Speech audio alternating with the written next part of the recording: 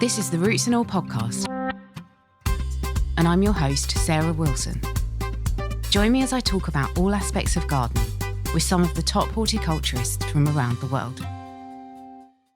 This week, I'm joined by Gardens Illustrated editor, Stephanie Mahon, to talk about the magazine's first ever book, The New Beautiful, a celebration of gardens that reflect today's shifting ideas of beauty, sustainability and design. We discuss everything from what defines a Gardens Illustrated garden, to how the featured spaces in the book were chosen, the evolving role of perennials, to the challenges of capturing a garden's true character in a photograph. Stephanie shares insights from her years at the forefront of garden publishing and offers a glimpse into where garden design might be heading next. When we started putting it together, we found it so difficult to cut out gardens. And so we kind of went back and said, can we make it bigger? Can we make it, 360? And then it became 480 pages before we knew it. But we're pretty happy with everything we decided to include. It's just, we found it so difficult to leave things out because there's so many important, wonderful places that we just had to put in there.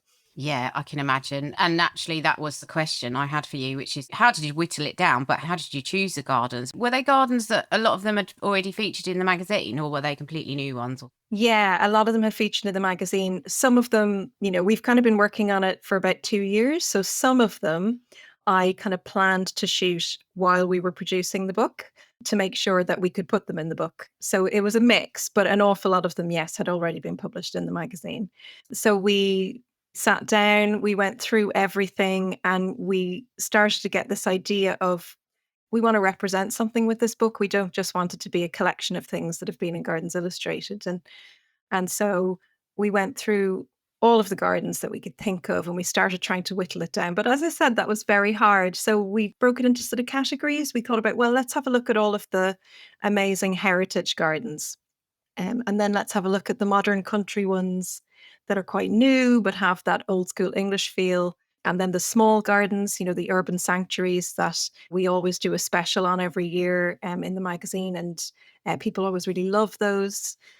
And then I was quite keen on doing something on public spaces because in recent years, maybe as Pete Adolph says in the introduction, maybe 15, 20 years ago, you would never have a park in Gardens Illustrated or another garden magazine. It just wasn't the thing. But now there are so many amazing, innovative public spaces, parks, venues, that you can go to. Really incredible things like Little Island in New York and Grey to Green in Sheffield. So there's a really great selection of amazing public spaces too. And then there's just so many innovative people around the world doing really incredible stuff. And that was one of the easiest sections to fulfill because Gardens Illustrated, we always try and make sure that we're connected with people doing really interesting stuff in the industry who are pushing the boundaries and doing groundbreaking work and finding ways to tell their stories. So that was kind of what we did. Yeah, we went back through our catalogue and we picked the ones that we felt were most important or most interesting. And we went from there. Absolutely. And so the title of the book is The New Beautiful. So, of course, I have to ask the question, what is new about these beautiful spaces? I mean, they are absolutely beautiful, but yeah, what's the new bit about? Well, if I can go back about 10 years, there's a conference that happens every year in a town called Bergamo in Italy. And back then, I wasn't editor of Gardens Illustrated. I was editor of the Garden Design Journal, which is the trade magazine of the Society of Garden Designers. And I somehow managed to tag along to a dinner in a restaurant with all of these amazing designers. And I was sitting there and they were all talking about the fact that they really wanted to design more sustainable spaces, more resilient spaces, but they were getting a lot of pushback from their clients. And people just didn't seem to have gotten the memo yet. They were just finding it really difficult to get traction. People like James Basson, Andy Sturgeon were there, and the idea of resilient gardens or a dry garden, it was coming up. It was still very avant-garde for most people. They were still locked into, a very traditional style.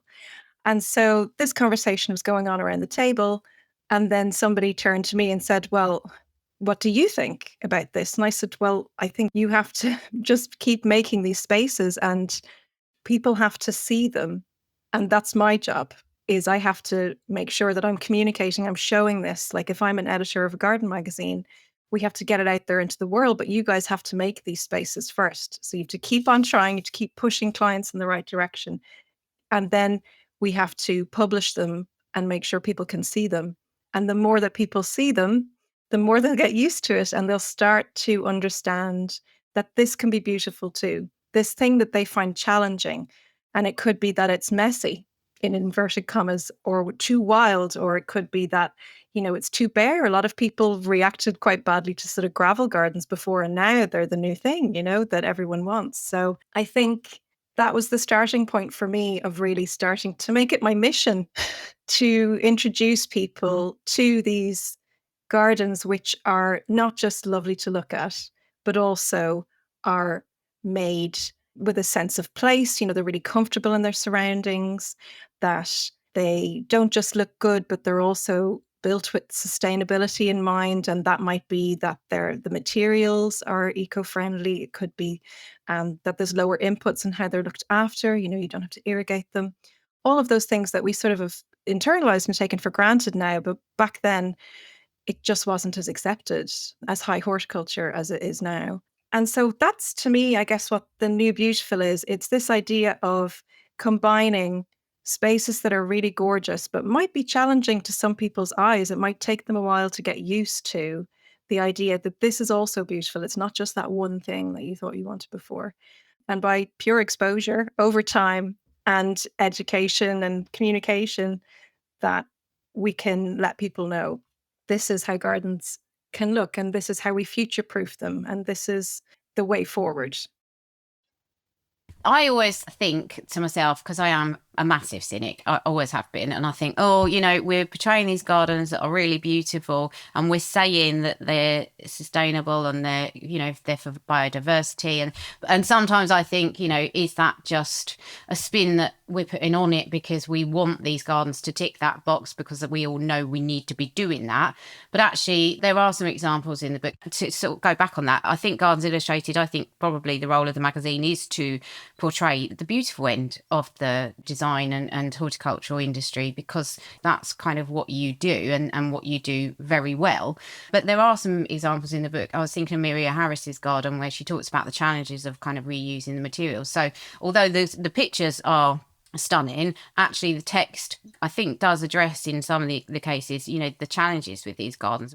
Yeah, and I'd also say, there's such a gamut of gardens in the book, and I think that's another thing about the New Beautiful is, that there are gardens all over the world that need different approaches, gardens in different situations. Like you mentioned, Miria's Zero Waste project, which, was such an interesting idea, because I've known for years, like when I worked at the Garden Design Journal, everybody was talking about, a one skip garden where you would only have one skip on a designer project. And she took it to zero waste by, giving stuff away on Facebook and thinking things through all the way down to make sure that there was zero waste. And it does look lovely, that garden. But what do you do if you're a historic property and you've always done things a certain way? Well, if you're going to embrace the idea of the New Beautiful, you're going to have to do it in a very different way to what Miria did. So I think it's not one size fits all. It's more, a series of things to think about. What is sustainability? And for me, to be honest,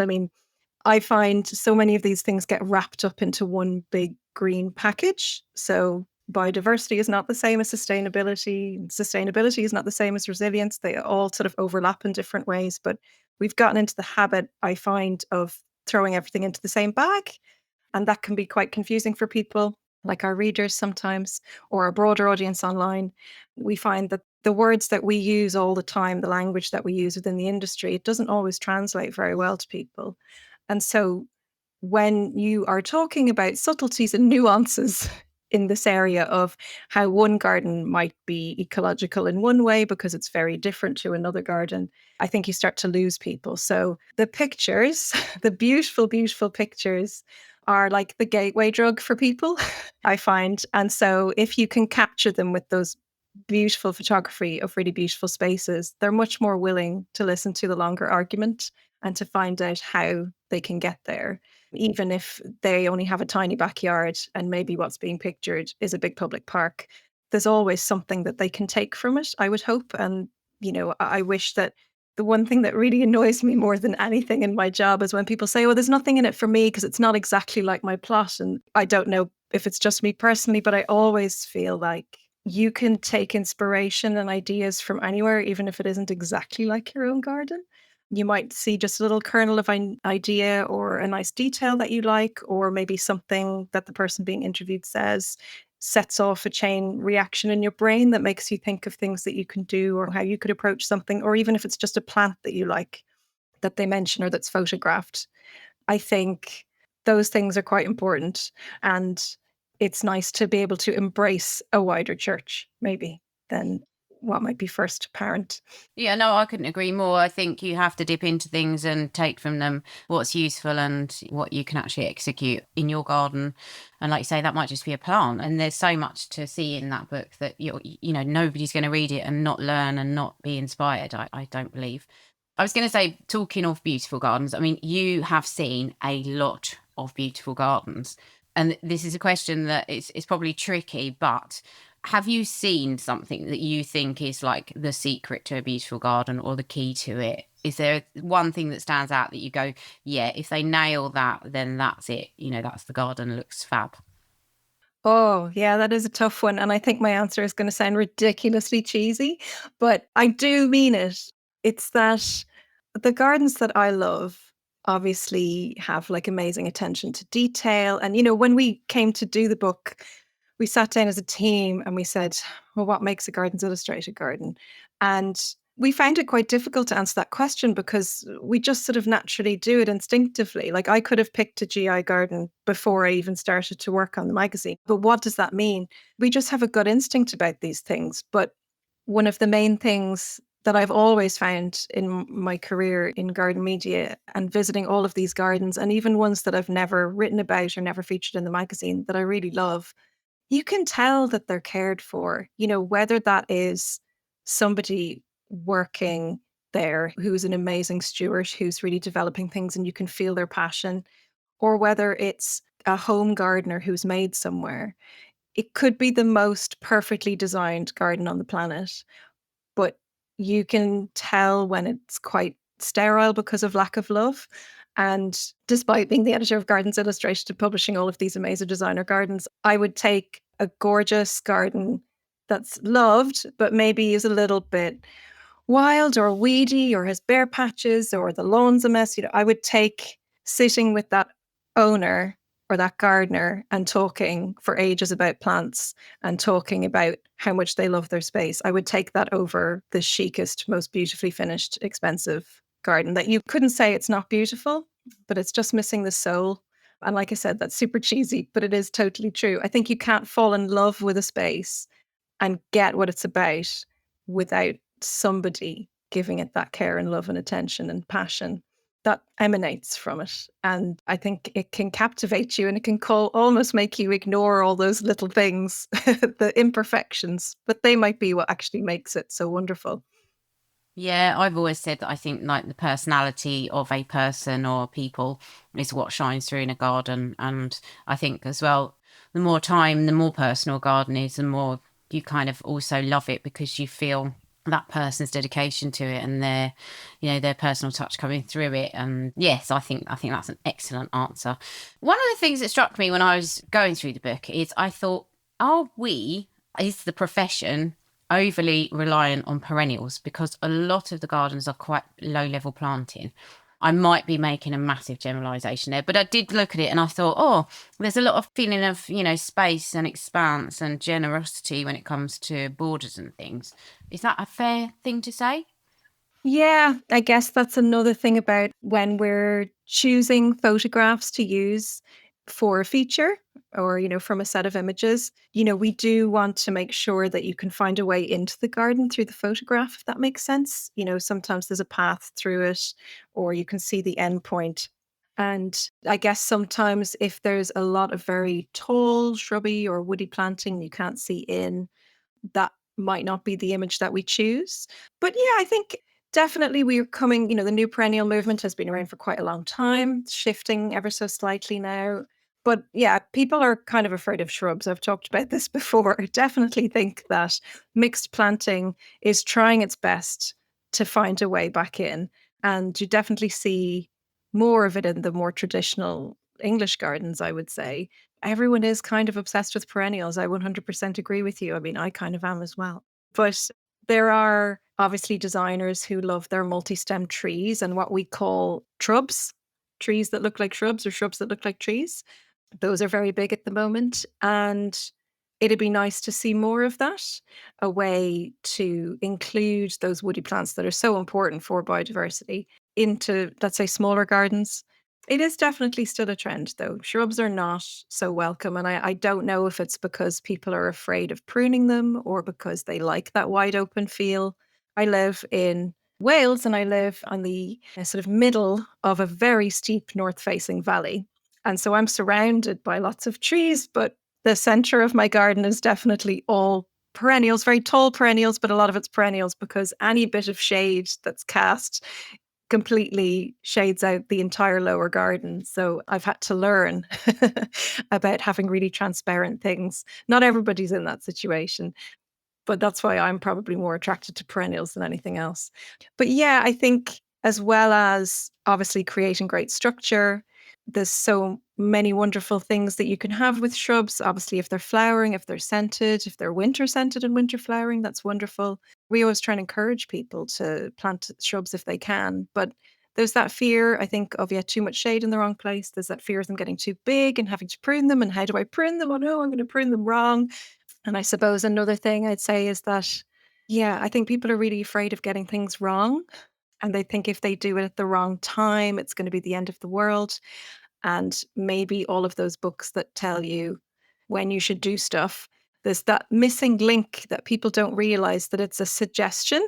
If, let's say, you want flowers next year, you should cut them at this time, but you don't have to. You can do it anytime you want. There's just going to be a result or a consequence of that. And maybe the result or consequence isn't such a big deal, or maybe it's exactly what you're looking for. So, something else Gardens Illustrated, I would say, is known for. Obviously, we're known for really nicely designed gardens, but I think it's also about the depth of the plant coverage that we do and the fact that we always talk to experts, and it isn't about what's in the books. It's about their personal experience of growing things. And I think that's really valuable because plants don't read books, as Keith Wiley always says. They don't know what they're supposed to do, and they definitely don't do the same thing in different parts of the country on different soils and different conditions. So, another part of the New Beautiful ethos, I would say, is about embracing your conditions, your space, and experimenting and trying things and not relying too much on what the internet tells you or what books tell you. Use that as a starting point, and as suggestions, and then try stuff out and see what's going to happen. Because to be honest, with the way that the climate is changing, nobody really knows what they're doing. I've been asking everyone for a few years now, yes, but what do we do now that the summers are so dry and the winters are so wet? What should we be planting? Everybody wants to know those one or two or three plants that they can plant and not have to worry about. And the truth is, it's a bit more complicated than that. And everyone's going to have to figure it out for themselves in their own garden. And that may not be a very satisfactory answer, but it's the truth. Yeah, absolutely. Could not agree more. It is so site specific and it's like waving your finger in the air. You just don't know what the weather's going to throw at you next. We just can't predict it. That was kind of another point that I was going to come on to, which is in terms of the word, because the subtitle of the book is Inspiring Gardens for a Resilient Future. And that word resilient, I think, means a lot of things to different people. And I spoke to Luke Coleman the other week and I asked him to define what he meant by it. So I might ask you the same question, actually. What is a resilient garden?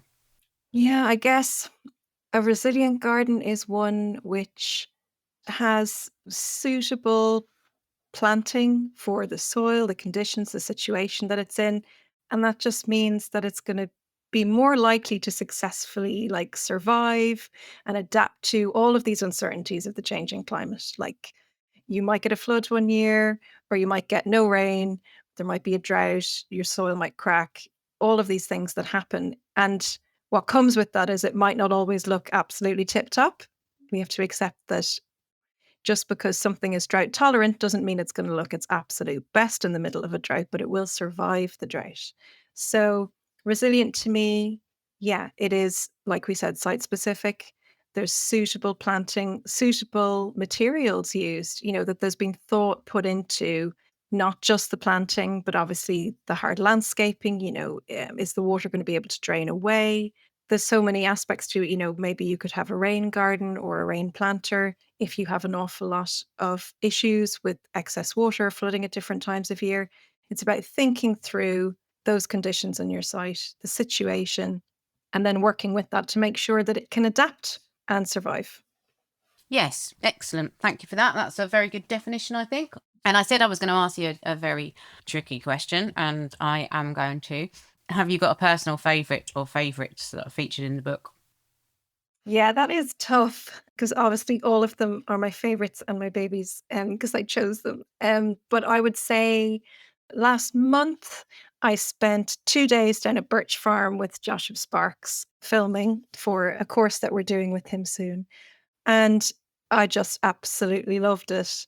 I mean, I love the place, I love the ethos, but I particularly just loved obviously his enthusiasm and the way his mind works. Like, you're in the presence of someone who, it isn't just that he has one idea, he has a million ideas. And the way his mind works is just captivating. You're like, oh my God, like he is going to just go for this and he is going to do this. And you can't help but get swept up in everything that he's talking about. So I really loved being at Birch Farm and spending time with Josh and learning all about the stuff he wants to do. So that's, huge. Everybody should go. Everybody should watch the film that we're going to do with him. And also, I would say then one that I haven't been to myself yet, but I'm absolutely desperate to, would be Peter Corn's Klintetrack Garden in Sweden. I haven't been lucky enough to make my way personally there yet, but I can't wait. So both of those are quite obviously innovative and boundary pushing. But yeah, I think that's where my excitement is a lot of the time, is like, oh, this, somebody's doing something different, somebody's thinking things through. And I find that really inspiring when people can break out of that mold and try something different. And I guess the other thing that's inspiring is, it doesn't always work, but they just keep going and they've got that vision and they've got that faith in themselves. And I'm in awe of that. I don't know if I would be able to be as resilient as that, to just be like, no, I think this is good. I know what I'm doing. I understand my plants and I'm going to go for it. I really admire that. Yeah, absolutely. Well, I'm always pushing for like the next thing. I'm just like a kid chasing butterflies. I'm like, oh, what next? What next? So in view of the fact that you sat around a table with some of the top designers 10 years ago and spoke about this kind of very theme and the book and its contents, if you were sitting around a table now, what do you think we'd be doing in the next 10 years? What would you be writing a book about? Oh, that is a tough question. Right. I think something that is really interesting, that's part of the conversation now, but it's just only going to get more and more talked about. And we're definitely pushing on this from Gardens Illustrated, is the idea that there's a new type of gardener as well as a new type of beautiful. And I think they've always been there, but they're being let out of their cages a little bit now, or I would hope so. So this idea of, it's not just the old guy in the shed who's going to tidy up the edge of the herbaceous border anymore. We've got people like Charlie Harper at NEP. And, there's so many out there at the moment. I'm interested to see what James Horner does at Benton End. These really creative, smart people who are approaching things in a different way. They know their plants inside out. Some of them know design really well as well, and they've chosen to steward these gardens, whether they're being restored or whether they're brand new and being created from scratch. They've such a depth of knowledge and understanding, and they're applying that to these spaces. And I find that really exciting. But obviously, what comes along with that is the idea that they have trained for so many years and they have so much experience, but the gardener's wages are not, reflective of that.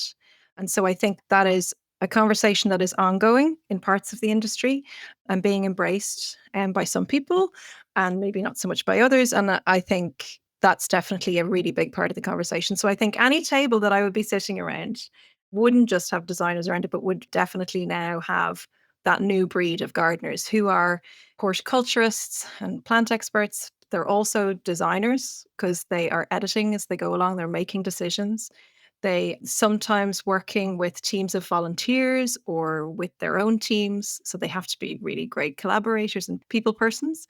And if they're working in a public space, then they're going to be delivering all sorts of maybe social care aspects. And probably they're delivering a lot of ecosystem services as well. So, I mean, my God, imagine wrapping all of that up into one job. So I think that is definitely a really big thing for us at the moment in terms of a tipping point I see coming.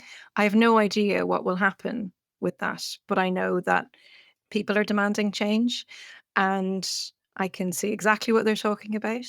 And I think the conversation will keep going for several years because it can take quite a long time to turn a great big tanker around. But hopefully, if we do all keep talking about it, it can make a difference and people can start to understand that the aftercare, I hate that word, obviously, or maintenance, but the stewardship, the development, the editing of a garden after it's been made. Oh, that's like 80% of it. You build it, but then if it isn't looked after, it's forgotten about after a few years. So it has to be looked after. It has to be developed, brought on to maturity, and then cared for in a way that makes the most of the space and it can reach its full potential. But it will only do that with somebody caring for it, giving it the attention it needs and developing it there on the ground. So yeah, that's what I would say. Thank you very much to Steph for such an interesting and thoughtful chat. And thanks to you for listening. If you like this episode, you might also like episode 295, Picture Perfect Gardens, and episode 354, Modern Planting Design, rootsandall.co.uk. Please also check out my Patreon, where you can make a one-off donation or take out a monthly subscription to help support the podcast. Because if you enjoy the show, please help it continue. I also have a GoFundMe where you can make a one-off donation. Even a one-off donation of £1 helps, and I'll be really grateful for your support. So please go to Patreon or GoFundMe and search for Roots and All Podcast.